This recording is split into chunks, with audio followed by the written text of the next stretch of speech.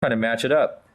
If I'm going to rush, all of a sudden I'm going to make some really heavy texture, and I don't want a real sawtooth looking dent. I don't want it looking all pointy and porcupiney looking or cactus garden like we talked about earlier. I want it looking pretty.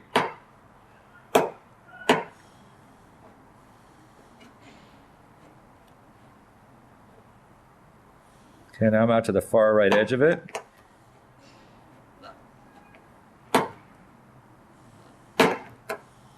Okay, now we're back in the byline. I'm walking down the line. Now, there's a little bit of texture coming up there. It's a little on the heavy side. I don't know if the camera's picking that up, but that's because that's the stressed area. And if you notice, there is no heat going on right now. No heat, stressed area, means potential either cracking, or you can definitely get some heavy texturing, because all that stretched material's got to go somewhere, doesn't it, kids? Okay, I'm back in the byline. I had a brief foray off to the left side, going down on the other side of the panel, taking some of those lows out.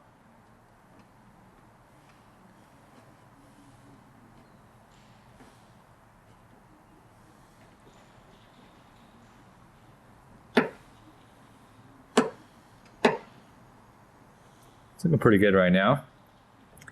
I'd say we got probably 80% of that out so far. What's it look like in the camera? It's like about 80%. Okay. Looking pretty good. Try zooming out a little bit. Give them a different perspective with the light going way back, and then come back in. Be the same thing if the student was going in and out too, and just taking a different look at it from different angles. Okay. You can cross-check a body line, but typically the best way to read a body line is perpendicular to the body line, just like we have it right now. All right? Okay. Time to go back to action here. And what we'll probably do here in a little bit is lower the light down, because a lot of that low is out.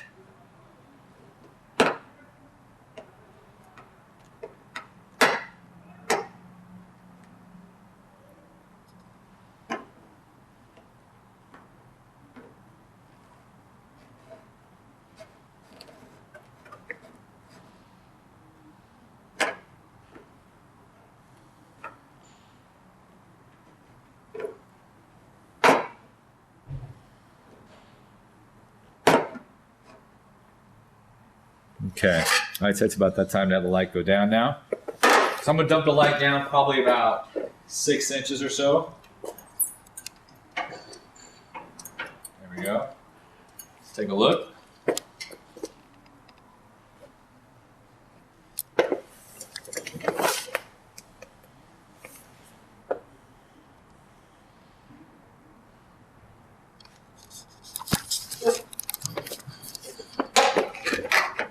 Okay, a little more to go. Looking good though, looking clean.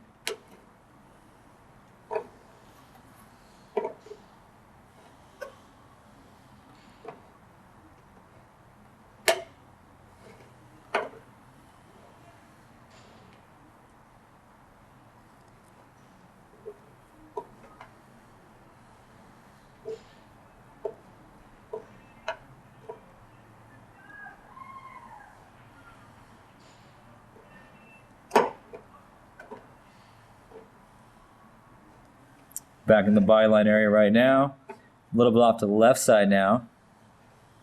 Couple soft lows down the left side. Nothing big.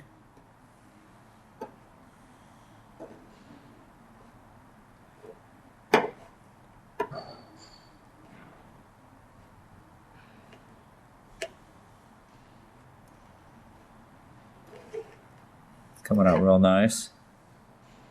How's it look in the camera? It's looking good. Let me take a look at that camera, see what we look at here. All right. A little low. A Right in there, looks like.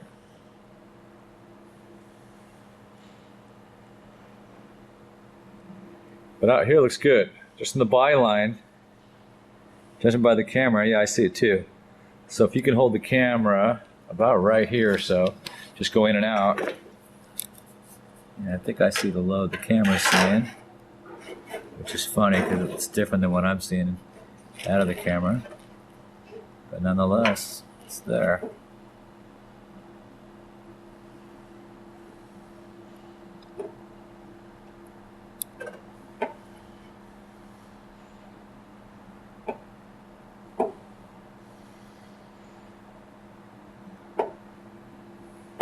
Just about got her done now. A couple little low pockets just to the right side of the body line. Got some texture in there. Might blend in, but I do see it. And once again, that's just because guess what, kids? Had a lot of stretch material in a pretty tight area. All that party material has to go somewhere.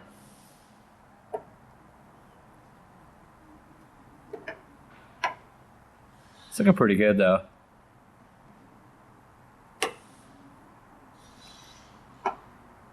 If this was your grandfather's Oldsmobile, I probably wouldn't wet sand it.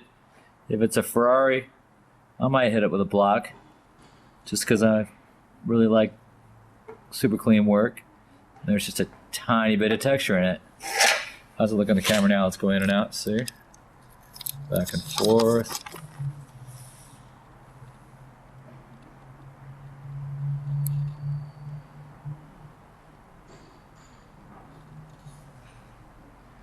That's pretty good.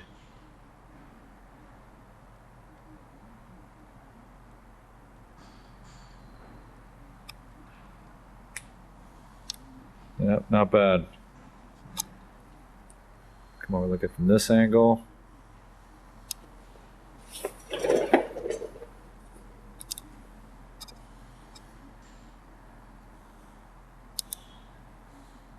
Okay, hold it right there. From that angle. One more spot I want to get, and then we're going to call it a day on this one.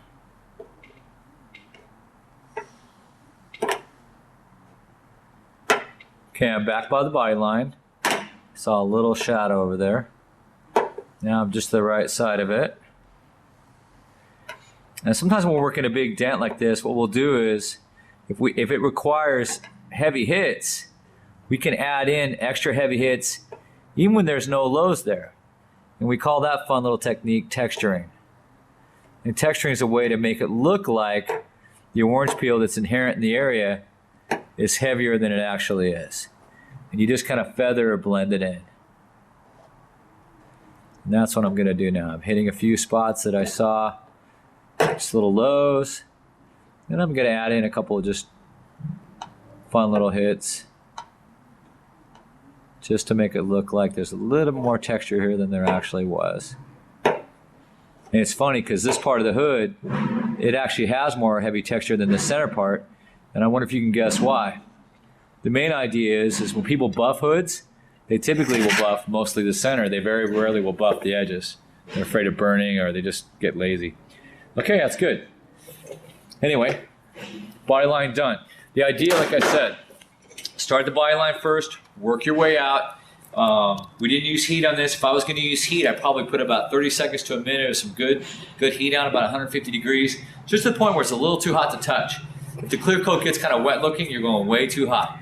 But a heat gun wouldn't have been a bad idea. This wasn't super sharp, like I said, but when they get kind of deep, if you want to minimize any texture, or if you're worried about paint cracking, this is factory paint, but if it was non-factory paint too, heat it up a little bit. It's going to minimize the chance of having some problems, and we don't want to go south. All right, so body lines. There you go. Start at the center, work your way off after that. If you get any highs, we didn't get any highs there that were anything worth mentioning, but we could have tapped them down if we did. Like I said, if I was a show car, I'm at about 92 to 95% here, but if I want to go for something close to 100, I'm going to block that. Both on the side, a little bit on the top, and a little bit out to the edge. Just kind of feather it in. Okay, so we're pretty much done with hoods. We've done everything we talked about earlier on the video as far as soft, intermediate, sharps, body lines now, brace wires, whale tails, and even hand tools under braces. Now we're going to step over to the door over here. And we're going to start with window access.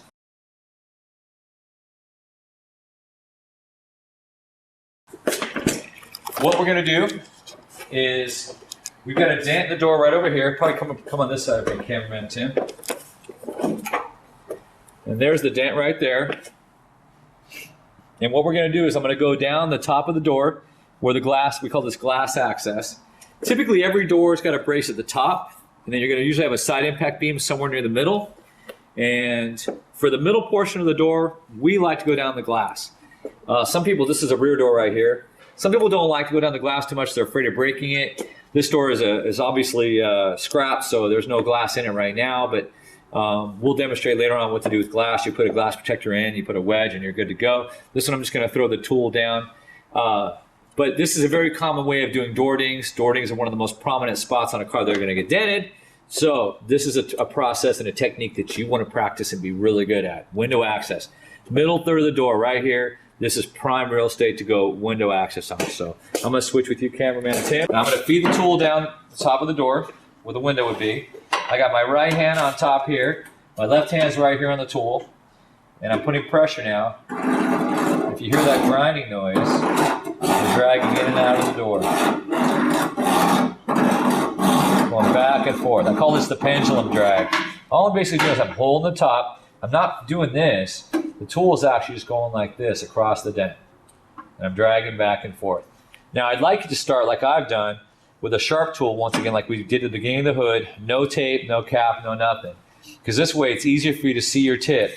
And on a soft dent, when you can identify it, you can see the drag, and you got that clear, nice, smooth pendulum drag going. Add some tape because you don't want to use a sharp tool on a soft dent. Just wasting your time. You're going to create heavy texture. So anyway, all right. So can you see that dent in the camera? It's a little softy. It's right there, about nickel size or so. Yeah, we got it. All right. So we're back to doing our drag. Smooth back and forth. Spreading the butter. All right, so I'm in the dent. Now, if you notice up here, I'm twisting the tool a little bit, and I'm pushing. So twist a little bit till I have good contact, then push. I don't need to rotate the tool all the way out and get the blade on this. If I had a bodyline shot and I'm really trying to push this bodyline out down here, why not? Right now, I'm doing a soft dent, so why not use a little more of the side of this? So, back to dragging again, end to end, just like you would do on the hood. Twist and push. Middle third of the dent, just like we were doing on the hood. Twist and push, little bits at a time. Basically, guys, this is nothing more than a hood turned sideways. Sure, we're not going from the end, we're going from the side. And right now, if you notice, and cameraman Tim's doing his job, the shadow's disappearing on the edge of the light. Everything's the same, guys. Dent goes through the edge of the light. It's just that instead of going at the dent this way like in a hood, I'm going from the side. This is the quick, easy way to get to the dent. So I'm putting a lot of little hits in this. It's looking pretty good. I have to be careful because I have a sharp tool though, and I can easily make a high in this. And these hits are much smaller than they would be if I had a tape or a cap. So we're kind of wasting time here, but like I said, we're training. If I was doing this dent for real, I have a much softer tool with a cap on, and it's going to look clean. Okay, there you go. Most of that dent's out. It's about, I mean, right now where the light's at, for sure, it's 80, 85, 90%. Light goes back, we put a little more shadow in it, take a little more out, and I'll do that real quick.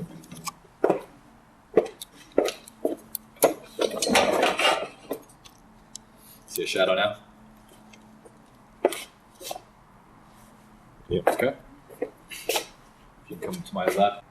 Okay, so we trimmed the light. It's farther down.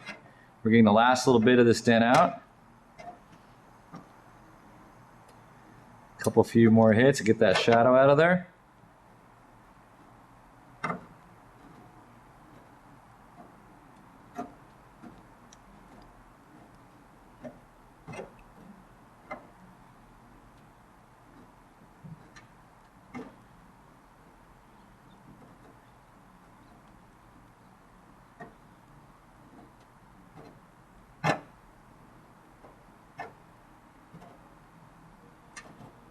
How's that looking? Very good.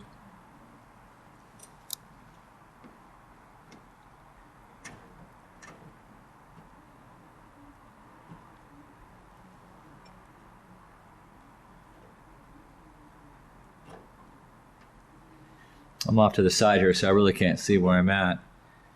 But for the most part, it looks pretty good to me too. That's basic window access right there, guys. Now, if you're going to go down the door, and if you have a dent near the front over here, obviously we're not going to be able to feed the tool this way. We're going to feed it the opposite way. And dragging is a little bit trickier. It's hard to make the tool glide real nice and easy, but you don't have a choice. Unless you're going to make a hole, or you're going to try to come up through the electrical plug, which we'll talk about later. Basically, this is the best way. Okay. So window access, middle part of the door. As long as you're below the top brace, and you're not in the side impact beam, you're good to go. All right, that's window access. Now, when you're doing this, you're going to want to practice and do this with soft dents. You're going to practice doing sharp dents. Bodyline dents, make dents in the body lines. It even creases. Take your tap down, how we made a crease in the hood. You can also do that in doors. But you should practice all types of dents indoors because, like I said, unless you're doing hail, this is where you're going to, most of the time, have your dents. So you might as well be a door pro. Okay? All right, so we got the one dent down here. I made a nice little dent over here. We're going to use the brace wire. And Tim, if you do me a favor and spin around, look in the jamb, there's a little tiny hole at the very back here. And we're going to put a little wire through there. And that's how we're going to get that little sucker out. Raise this up, light up just a little bit.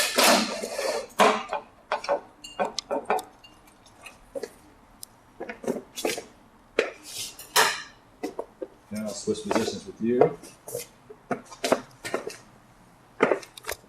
Let's see here.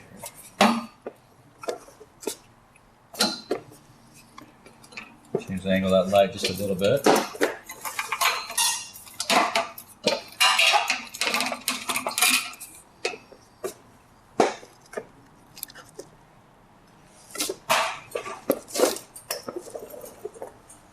Okay, so I'm feeding the tool through my little access port here. I'll come off to the side. Maybe the camera can come over to the side and try to get some of that shadow. You see it in the light at all? Dent's right there. Actually, there's two holes. I'll try to go to the top one here. And when you're using brace wires, you can use either the tip or the elbow. Both will work. I get this one fed in right here, so I may just use the elbow. It actually acts as more of a softer tool than the sharp one. And this doesn't look like a sharp dent. So, and I can't really drag a wire. I'm just basically just softly pinching and looking for my shadow to start shrinking down with the light. And there we go.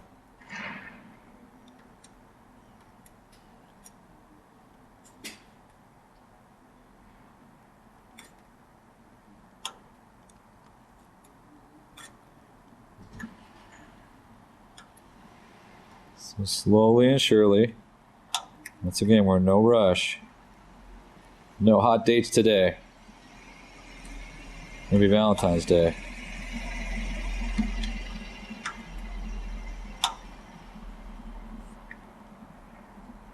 It's coming up pretty nice. Just a slight wave once again. So when you take your time like this, guys, you can avoid making high spots. How's it look on the camera? Looks pretty good. Yep. All right. Like I said, I could have gone this way with it, or this way, and elbow or tip. I decided to go elbow because it was a soft dent. Pushing with this soft corner is going to give me a much more soft-minded style tool than with the tip. This is more like using a blade, basically, and there's no reason. This isn't sharp, so there's no reason to use something sharp here. Okay. Now, this top brace, there's a couple different ways of getting in there, but getting in through the side of the channel is often your best bet. Sometimes you can get in from the top of the doors. There might be holes in here, but with glass and the weather stripping, it's usually going to be a no-go. So from the jamb, either the back jamb or the front jamb, down the brace is often one of the best ways. The other option is sometimes we can go down through the glass with a hook tool and hook our way back up underneath the brace. We call it a J-hook. We do sell those tools. We include them in our kits. But more often than not, that's not going to happen because typically the brace inside here is usually up against the skin. If there's a gap, a lot of the Nissans give a gap like that, like the Versa and the Altima, then yeah, you have a lot of opportunities to scoop back up underneath there and twist the dents out of here, and there's no reason to go from the jam. But more likely than not, brace wire from the jam is going to be the winning solution for top racing and doors. Okay, we've got a little dent right here, and just like you were doing on the hood earlier, excuse me, camera, we can use a hand tool. So I got our handy dandy hand tool right over here.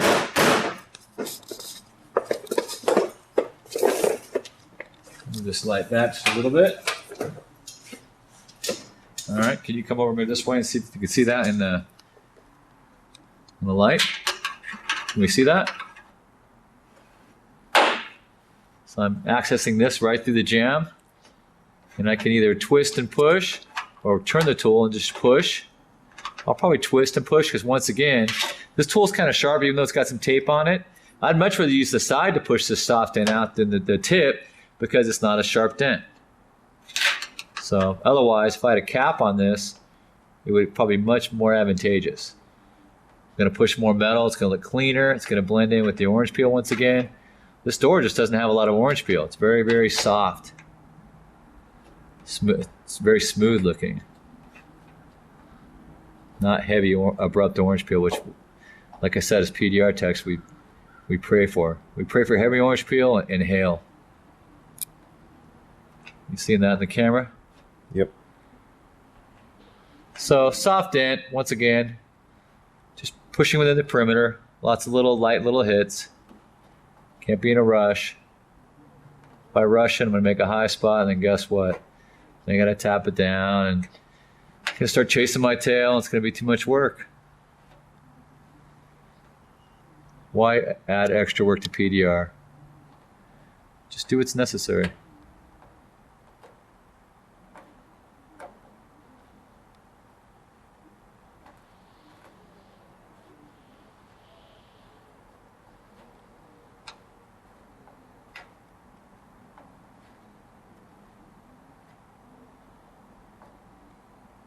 It's looking pretty good. From my vantage point, which is kind of down here low, I don't know what you're seeing in the camera, but once again, I got this down to just about out. To do more, I've got to move the light back. How's it look in the camera? It looks pretty good. Pretty close. Yeah, from where I'm at, it looks pretty darn good. All right, so let's recap what we've done on the doors. Soft dent at the top of the door. We've done brace wire through the side, and we've done a jam dent right at the edge. So one of the things I want to show you guys is side impact beam where you're going to use your weld toe. Tim, if you do me a favor, look down the actual door with the camera. Let's show the observers where we got some bracing. So right here you got your top door brace. Down the middle you have, this is more of a cosmetic brace than anything. This just keeps the door from wobbling. And then your side impact beam is down here, the pipe. Put that camera down there in the hole. So this is what saves people from getting smashed when a car hits the side of your door. So for sure the brace wire, the whale tail will fit down in there, and even on this cosmetic brace right here a little bit. So I'm going to have Tim come out the other side, and we're going to do a dent, probably underneath the cosmetic brace, since that one's a little bit higher up. It might film a little better. Let me see if I can locate the tool down in here, nice and easy.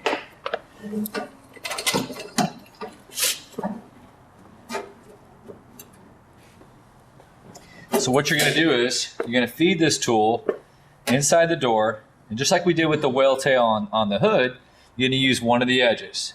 And one of the edges is either the back edge or front edge, whichever is going to give you the best leverage to twist your dent out.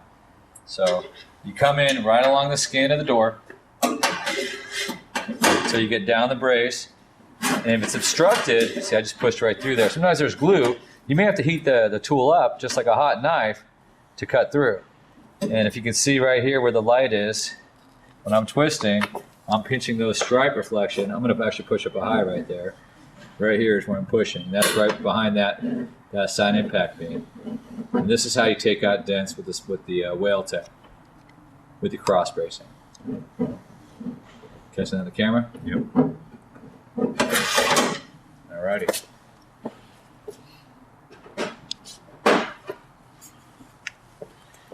Okay, now since this is a rear door, most doors, you don't have the luxury of having the electrical port access to get access into the actual central part of the door. Front doors hinge at where the fender is, so you're kind of out of luck on that. Tim, swing around this way, and if you notice, there's a hole right here.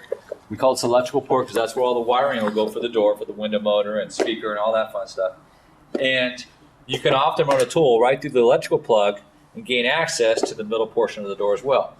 Not so easily at the top portion, but nonetheless, the middle portion, which a lot of people love to do this, especially people that are fearful about going down the glass and breaking glass or scratching it, et cetera, et cetera. Now this option, like I said, is not available on the front door because this part of the front door is hinged and that's at the fender. But on the rear doors, when these open up, or when you open up your front door to get to the rear door, this little plug area right here, you just push it to the side when the plug's there and go right to town. And I'll demonstrate. Squeeze right by here real quick. So the camera's going to show when you feed the tool into an electrical plug, you feed it going either up or down. If you go this way, if you catch a brace or something, you run the risk of getting caught on the outside making a high spot. So we feed in this way, come on out this way, and then you just drag back and forth. Get your head down, use your light, and go to town. Now if the camera will align maybe about right here or so, you can see maybe back this direction, right there you go. Maybe right in here. You'll see the tool dragging in and out. That's how, and if I get close to the panel like this, that's how I would push out a dent using the electrical plug, electrical port access. That's one of the most favorable ways for getting to the middle of the door. It's very comfortable, very low risk of anything happening wrong, and you get a lot of leverage. So, not too close to the door, not too far to the back, but middle, bottom, great way of getting at door dents. So that covers doors right there. We'll actually cover a little bit more on doors on some cars to show you how to deal with the window wedge and the different access points and all that. Tim, one more time through the back of the door real quick. Let's talk about the door just a little bit more as far as structure. If you look back here, imagine there's a door panel on here and you pull the door panel off. Most of these areas you can get to, you don't really need to have a door panel off. And people often ask us, a lot of students will say, well, hey guys, do you need to pull the door panel off, when you're doing a lot of dents? I mean, yeah, we're missing a couple things in this door, but for the most part, you're not going to really gain a whole lot more access. Sure, these holes right here, but we can get to these areas through the glass, through the jamb. So it's not like there's another area that's being blocked that's going to gain you better access pulling the door panel off. This top brace up here, taking a door panel to get up in here is going to do you zero bit of good because this inner panel, the metal structure, is blocking this anyway. So there's really no benefit to that. The middle portion, you can see where the braces are at. So when you have your wedge down, you look down the top of the door. After you work on a few of these cars, you get pretty familiar where the side impact beams are at. There's really no benefit there as well. Bottom of the door, same thing. So as long as you've got paddle tools, brace wires, and all the proper tools, taking door panels off is very rarely going to be an issue. And normally, a rough estimate is probably about 1 out of every about 500 doors you work on, you might consider taking a door panel off. And maybe that's just because you don't want to drill any holes or there's some sort of odd obstruction, you want to see what it is. All right, thank you, Tim.